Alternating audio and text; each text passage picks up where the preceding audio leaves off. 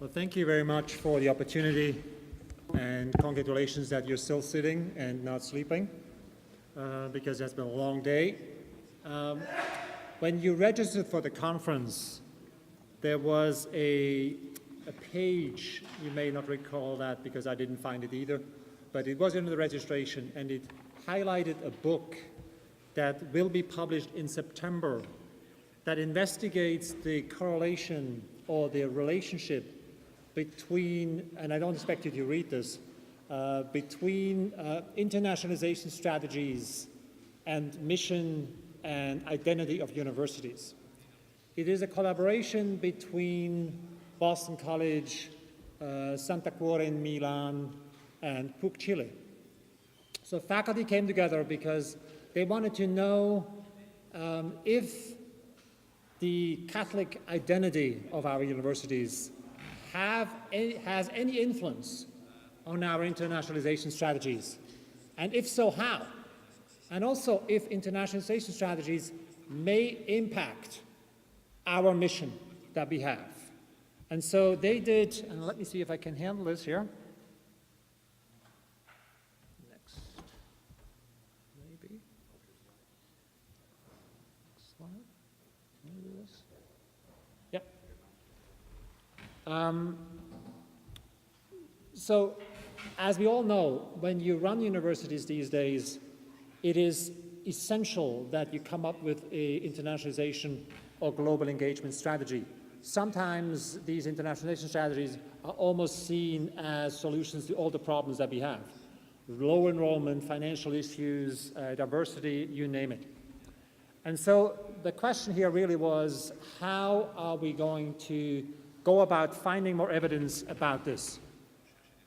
So the goal of this study was to find out what is the rationale for internationalization at Catholic universities. Is it mostly financial, or is it more identity-driven? And among other things also, how do Catholic institutions collaborate with other institutions? We worked, and I have to say it was mostly colleagues of mine in the Center of International Higher Education at Boston College and their colleagues in Chile and Italy.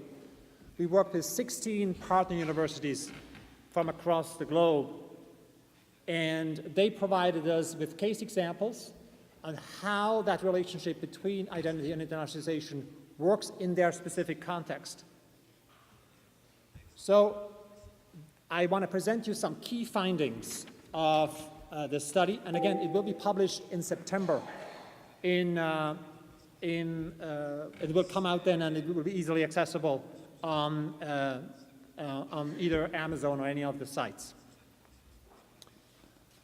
So key findings that I want to highlight, and don't blame the messenger here. This is studies, it's empirical evidence. So you can ask me the questions, but this is what they found over the period of about 1 year of a study.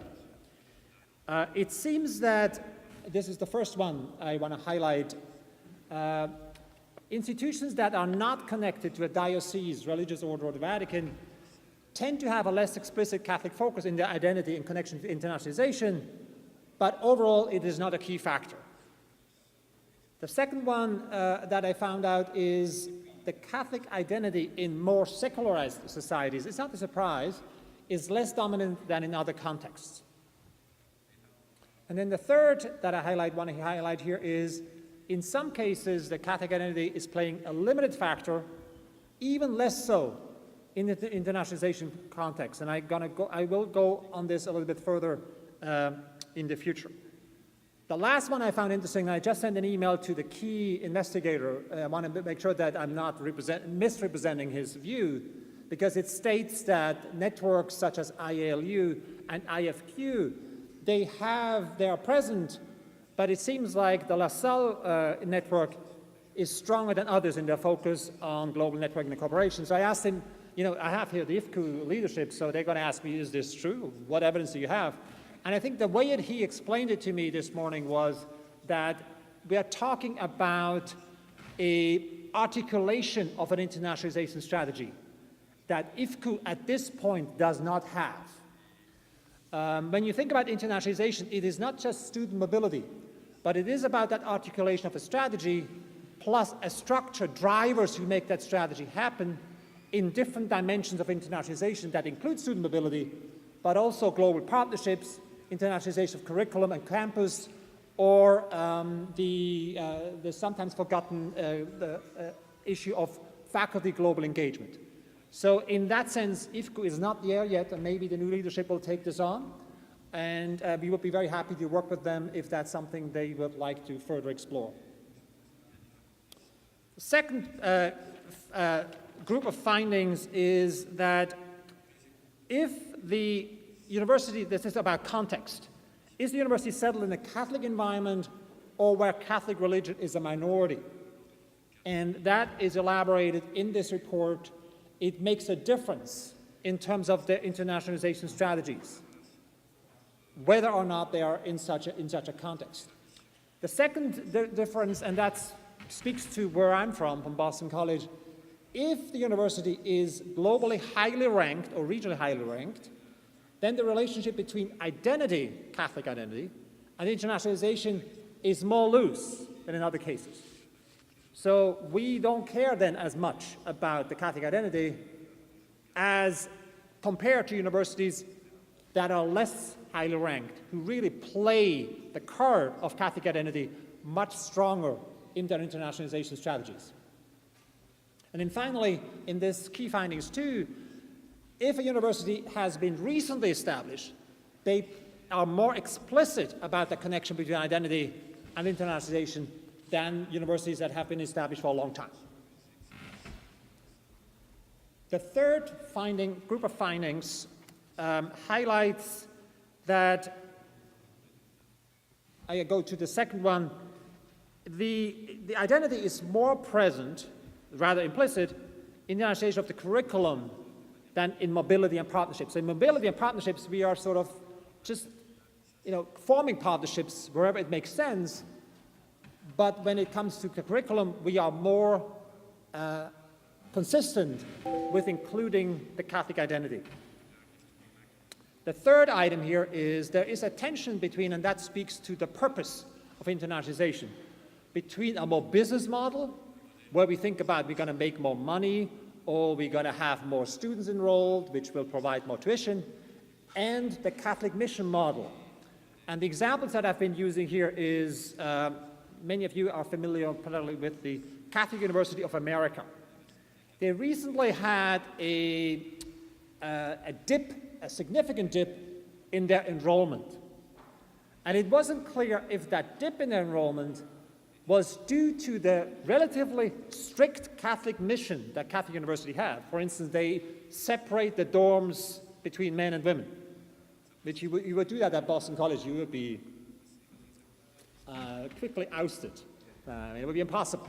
But that's what they did because they thought that's important regarding the Catholic mission. Then when they saw that less students are coming, that had major consequences for their financials. They all of a sudden had to close departments and let faculty go, which again then led to a major pressure back. So that relationship between the mission identity and how you interpret that and internationalization strategies has been evident because the consulting firm told them what you should do to make sure that the enrollment goes up again is that you should try to promote your university as a global research university. So their strategy was go more into the global area and internationalization to make sure that you're losing. And that's not necessarily a Catholic identity strategy, but a business strategy.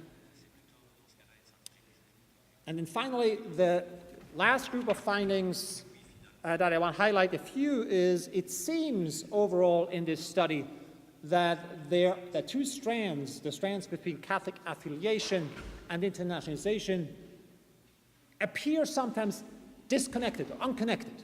So our ministry of our mission of ministry that I have at BC, I like they do fantastic things, but they are not necessarily connected to our global strategies, our internationalization strategies. And I think there's a good case to make that they would be more involved with each other's strategies. In essence, the last point here is there seems to be, in the 16 case studies that we made, some tension between Catholic identity, capital C, and then the downplay of Catholic identity when it comes to internationalization strategies. Again, there's a lot more if you would go to and try to look at the book, and I'll be happy to make the connection to the main investigators. But I think it is an area that deserves our attention because all of us are, and IFCU is a typical example, are engaged in global engagement strategies.